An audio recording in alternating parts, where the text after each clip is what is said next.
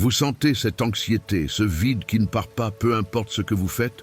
Vous vous demandez parfois si vous êtes vraiment prêt pour ce qui s'en vient. La Bible est formelle. Des événements cataclysmiques sont à nos portes, des jugements divins qui vont secouer la humanité comme jamais auparavant. On ne parle pas de petites secousses, mais d'une destruction à une échelle biblique, avec des anges libérés du fleuve Euphrate et une armée démoniaque de 200 millions prête à déferler. Vous avez peut-être déjà ressenti ce sentiment d'urgence, cette intuition que le temps presse et qu'il y a quelque chose de crucial que vous devez savoir pour votre âme. Et si je vous disais que les réponses à vos peurs les plus profondes sont là, dans les prophéties des temps de la fin, et que vous êtes sur le point de découvrir comment vous protéger? Ce n'est pas de la science-fiction, mon ami, c'est la réalité prophétique qui se déroule sous nos yeux. Des anges déchus sont sur le point d'être déchaînés et la guerre spirituelle atteint son paroxysme. Vous ne pouvez pas vous permettre de rester dans l'ignorance, car l'enjeu est votre destinée éternelle. Vous avez besoin de cette connaissance sacrée, de cette préparation spirituelle que très peu partagent. C'est le moment de lever le voile sur le mystère des événements de l'Apocalypse, en particulier la terrifiante 6e trompette, et de comprendre comment cela vous concerne personnellement. Croyez-moi, ce que vous êtes sur le point d'apprendre pourrait changer votre vie pour toujours, en vous donnant la vigilance, la sainteté, le repentir et la prière nécessaires pour traverser ces temps turbulents. Beaucoup de gens regardent nos vidéos et en tirent un immense profit spirituel, mais ils ne sont pas encore abonnés. Si vous croyez au pouvoir transformateur de la Bible et si vous ressentez cette urgence spirituelle, prenez un instant maintenant pour vous abonner à la chaîne et activer les notifications. C'est crucial pour ne rien manquer de nos prochaines révélations qui touchent directement à votre salut et à votre libération spirituelle, face à la tromperie spirituelle et au plan de Babylone et de l'Assyrie moderne. Ne manquez pas cette opportunité de renforcer votre foi et de préparer votre cœur à l'autel céleste. Ah, mon cher ami, préparez-vous à plonger au cœur d'un mystère fascinant, tiré des profondeurs de la Bible. Quand on parle des temps de la fin, l'Apocalypse nous révèle des choses qui, il faut l'avouer, peuvent faire frissonner. Mais ne craignez rien, car notre but est de comprendre, de démystifier et de vous équiper spirituellement. Imaginez un instant. Le livre de l'Apocalypse, au chapitre 9, versets 13 à 16, nous parle d'une scène d'une importance capitale. Une voix retentit depuis l'autel céleste, donnant un ordre solennel, presque retentissant dans les cieux. On y commande la libération de 4 anges très spécifiques, liés par une force insondable et gardés prisonniers près du grand fleuve Euphrate. C'est une image puissante, n'est-ce pas? Ces anges ne sont pas des entités ordinaires. Leur emprisonnement n'est pas dû à un simple caprice divin, mais à une prophétie bien définie, un plan divin qui se déroule au fil des âges. C'est le genre de choses qui nous fait réaliser à quel point la parole de Dieu est vivante et intemporelle. Maintenant, vous vous demandez peut-être qui sont ces anges et pourquoi sont-ils ligotés? Eh bien, la Bible ne les nomme pas spécifiquement, mais elle nous donne des indices cruciaux. Il s'agirait d'anges déchus, ces êtres célestes qui, un jour, ont choisi de se rebeller contre la lumière divine. Leur jugement n'a pas été immédiat et total, comme pour d'autres, mais un emprisonnement temporaire, un peu comme une prison de haute sécurité pour des menaces extraordinaires. C'est pourquoi leur existence et leur libération sont si importantes pour la humanité. C'est un peu comme si Dieu avait mis ces entités en attente, les retenant jusqu'à un moment précis de son grand calendrier prophétique. On peut presque sentir la tension, la puissance de cette attente divine. Leur origine, bien que mystérieuse, est clairement liée à une période de désobéissance et de rébellion cosmique. Pensez-y, la Genèse nous parle déjà d'une rébellion angélique. Bien que ces 4 anges ne soient pas explicitement mentionnés là-bas, le concept d'être céleste qui s'écarte du droit chemin est un thème récurrent dans les Écritures. Leur rôle futur, tel que décrit dans l'Apocalypse, est loin d'être anodin. Ils sont destinés à jouer un rôle clé dans une série d'événements qui marqueront le monde de façon indélébile. C'est une prophétie qui nous pousse à la vigilance, n'est-ce pas? à ne pas prendre à la légère ce que Dieu a révélé. L'idée d'une guerre spirituelle est très présente ici, une lutte qui dépasse largement ce que nos yeux physiques peuvent percevoir. La libération de ces anges est directement liée à la 6e trompette, un événement retentissant dans la séquence des jugements divins. Quand cette trompette retentira, ce ne sera pas un simple avertissement, mais le signal d'une destruction sans précédent. C'est le moment où ces entités, maintenues sous clé pendant des éons, seront lâchées sur le monde. Leur rôle est précis et prédéterminé, ce qui nous montre la souveraineté absolue de Dieu, même sur les forces du mal. Il n'y a pas de hasard dans le plan divin. Chaque pièce s'emboîte parfaitement, même les plus sombres. C'est un aspect du mystère de Dieu qui nous invite à la profonde réflexion et à l'humilité. Alors, mon ami, voyez-vous comment tout cela s'articule? Les anges ligotés au fleuve Euphrate, le jugement imminent et la prophétie qui se dévoile peu à peu. C'est un appel à la préparation spirituelle, à ne pas être pris au dépourvu par ce que les temps de la fin nous réservent. Comprendre leur origine et leur rôle est le premier pas pour se préparer à ce qui vient. Mais ce n'est que le début de notre voyage. Nous allons maintenant nous tourner vers la signification de cet ancien fleuve.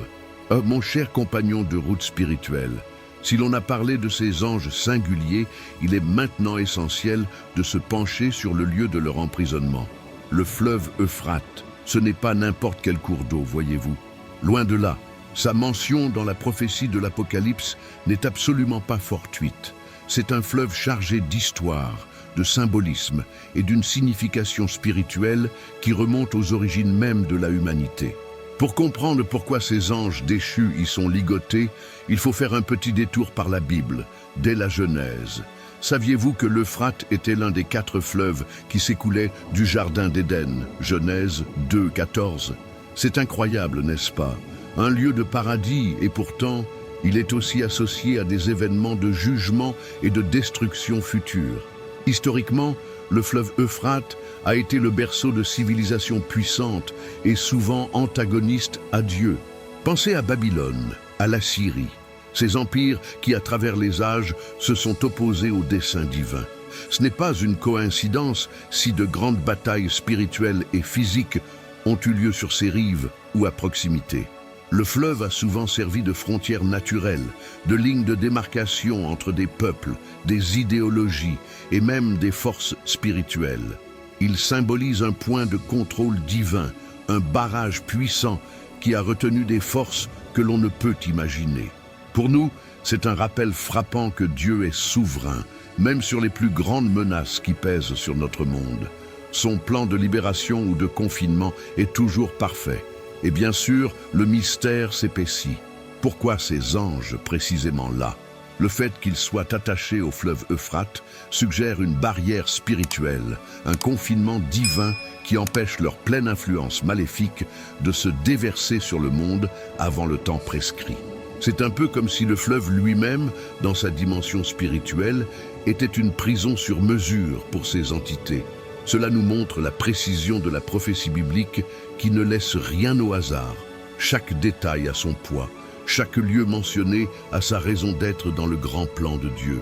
C'est une profondeur de connaissance qui nous pousse à la vigilance constante. La sécheresse prophétique de l'Euphrate, mentionnée également dans l'Apocalypse, Apocalypse 16, 12, est un signe avant-coureur crucial. Elle ouvre la voie au roi de l'Orient, ce qui peut être interprété de diverses manières, mais qui souligne toujours une préparation pour de grands événements. Cela implique une guerre spirituelle qui atteint son paroxysme, un déferlement de force qui était auparavant contenu. On peut presque sentir le compte à rebours avant que ces forces ne soient pleinement relâchées. Ce n'est pas seulement une géographie physique, mais une topographie spirituelle qui se dessine sous nos yeux. C'est le genre de choses qui devrait nous inciter à une préparation spirituelle sérieuse. Ainsi, le fleuve Euphrate n'est pas seulement un lieu de l'Antiquité, mais un symbole vivant de la souveraineté divine et du moment où le jugement va frapper la humanité de plein fouet. Sa signification nous rappelle que le plan de Dieu est en marche et que les forces du mal ont leur propre calendrier, mais qu'elles sont toujours sous le contrôle ultime du Créateur. C'est un appel à la prière et à la réflexion. Mais que se passe-t-il lorsque ces anges sont enfin libérés? Qui les accompagne dans cette terrible mission? C'est ce que nous allons découvrir en explorant l'identité et l'action de l'armée démoniaque de 200 millions. Bien, mon cher ami, maintenant que nous avons exploré la signification profonde du fleuve Euphrate et la nature des anges déchus qui y sont confinés, il est temps d'aborder une partie de la prophétie qui, je dois l'avouer, est des plus frappantes et pour certains des plus effrayantes.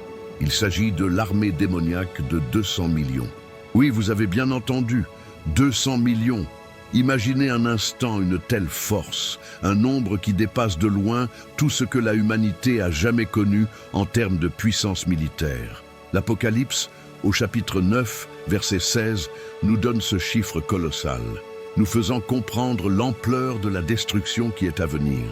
Il ne s'agit pas ici d'une armée humaine, mais d'une entité dont l'origine est manifestement spirituelle, démoniaque, agissant sous le commandement direct de ces 4 anges libérés. C'est une force qui transcende notre compréhension habituelle des conflits. Ces cavaliers sont décrits avec une imagerie si vivide qu'elle en devient presque palpable. Le texte biblique, Apocalypse 9, 17, 19, parle de chevaux et de cavaliers ayant des cuirasses de feu, d'hyacinthe et de soufre. Leurs têtes sont comme des têtes de lions, et de leurs bouches sortent du feu, de la fumée et du soufre. Et tenez-vous bien, leurs queues sont semblables à des serpents, ayant des têtes avec lesquelles ils blessent. C'est une description terrifiante, n'est-ce pas?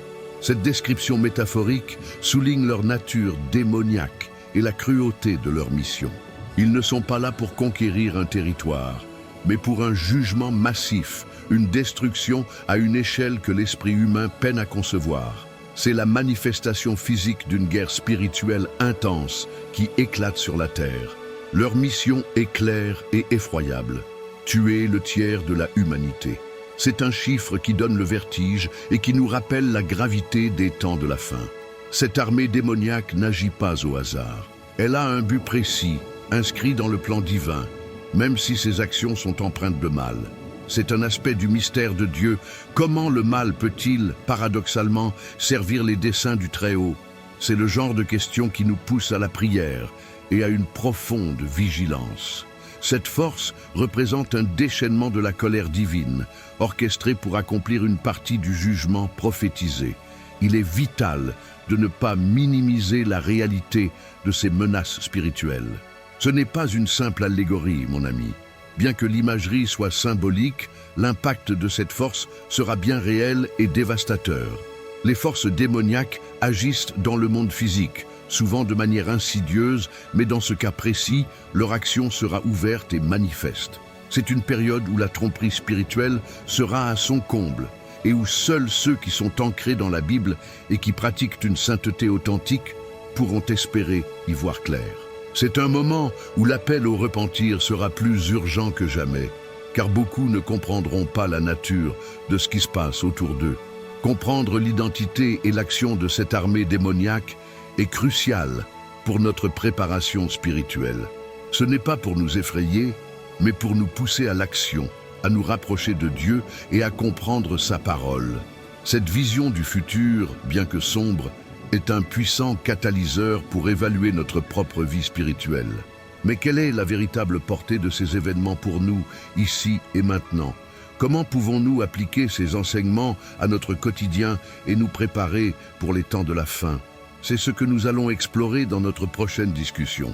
Chers amis, nous voici arrivés à un point crucial de notre discussion sur ces prophéties de l'Apocalypse. Nous avons parlé des anges ligotés au fleuve Euphrate, de l'effroyable armée démoniaque de 200 millions et de la destruction qui leur est associée. Mais à quoi bon toute cette connaissance si elle ne nous pousse pas à une action concrète, à une véritable préparation spirituelle? Car voyez-vous, la Bible ne nous révèle pas ces choses pour nous effrayer, mais pour nous éclairer, pour nous inciter à la vigilance et à nous rapprocher de notre Créateur. En fin de compte, comprendre les temps de la fin n'est pas une simple curiosité intellectuelle, mais un appel vibrant à une transformation personnelle. C'est le moment de se demander, comment ces révélations impactent-elles ma vie, ici et maintenant? L'urgence est palpable, n'est-ce pas? Face à des jugements d'une telle ampleur, une guerre spirituelle qui s'intensifie, la passivité n'est plus une option. La première implication et la plus fondamentale est le besoin impératif de se tourner vers Dieu avec un repentir sincère. Jésus lui-même a dit « Repentez-vous, car le royaume des cieux est proche ». Matthieu 4, 17. Ce n'est pas une simple formule, mais une invitation à réaligner notre cœur, nos pensées et nos actions sur la volonté divine.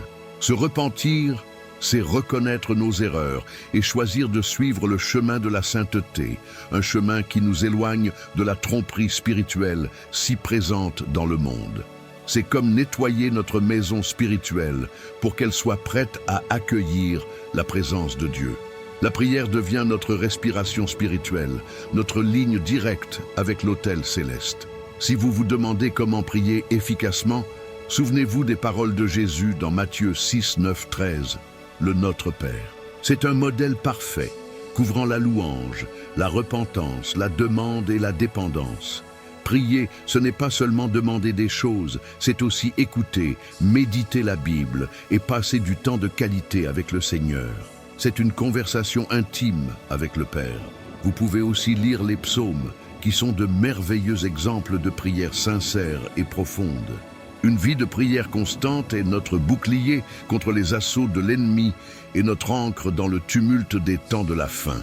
C'est une pratique quotidienne, un peu comme l'entraînement d'un athlète. Plus on pratique, plus on devient fort. Et la sainteté, oh la sainteté, ce n'est pas une perfection inaccessible, mais un processus continu de purification et de consécration à Dieu. La Bible nous exhorte, « Soyez saints, car moi, je suis saint ». 1 Pierre 1, 16. Cela se traduit par des choix quotidiens. Choisir la vérité plutôt que le mensonge, l'amour plutôt que la haine, le pardon plutôt que la rancune. Si nous parlons d'amour du prochain, pensez à la parabole du bon samaritain. Luc 10, 25, 37. Aidez les nécessiteux, visiter les malades, réconforter les affligés, ce sont des actions concrètes qui reflètent la sainteté que Dieu attend de nous. C'est vivre la foi, pas seulement en parler. C'est ainsi que nous devenons des lumières dans un monde qui, hélas, sera de plus en plus plongé dans l'obscurité du mystère de l'iniquité. Enfin, toute cette compréhension des prophéties et des anges déchus doit nous pousser à la diffusion de l'Évangile. Notre humanité a besoin de ces vérités plus que jamais. Ne gardez pas ces révélations pour vous seuls. Partagez ce que vous apprenez, avec humilité et sagesse, à ceux qui cherchent la vérité. C'est la libération que nous pouvons offrir à ceux qui sont encore pris dans la tromperie spirituelle. C'est aussi un moyen de contribuer au plan divin en étant des instruments de paix et de salut. C'est notre contribution à la grande œuvre de Dieu, notre manière de participer à la guerre spirituelle du bon côté.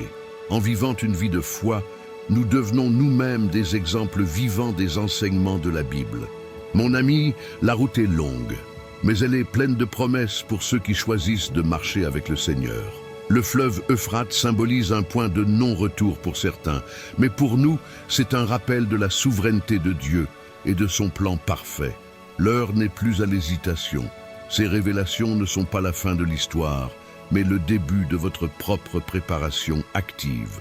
Alors, cher ami, quel impact ces révélations ont-elles eu sur vous? Le mystère des anges du fleuve Euphrate et la prophétie de l'Apocalypse sont-ils devenus plus clairs? Partagez vos pensées et vos sentiments dans les commentaires ci-dessous. Votre expérience et vos questions enrichissent notre communauté et nous aident tous à grandir dans la préparation spirituelle. Si ce voyage au cœur des temps de la fin vous a parlé, n'oubliez pas de vous abonner à la chaîne et d'activer les notifications pour ne jamais manquer nos prochaines explorations des vérités bibliques. Votre vigilance est essentielle et nous sommes là pour vous accompagner.